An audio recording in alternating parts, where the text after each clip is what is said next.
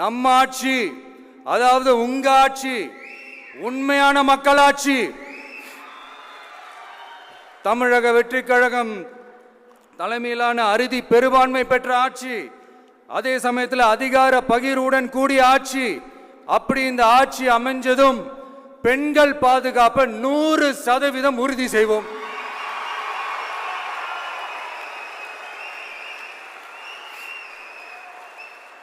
சட்டம் ஒழுங்கு ரொம்ப முறையா ஸ்ட்ரிக்டா வச்சிருப்போம்.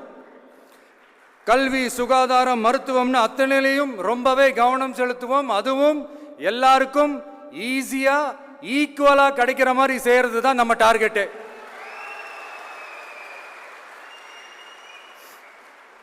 அரசு ஊழியர்கள், ஆசிரியர்கள், போக்குவரத்து தொழிலாளர்கள், மின்சார வாரிய ஊழியர்கள்னு தொழிலாளர்கள் பக்கமும் நாம கண்டிப்பா துணையா நிற்போம். ஏன்னா நாம எப்பவுமே உழைக்கிறவங்க பக்கம்தான்.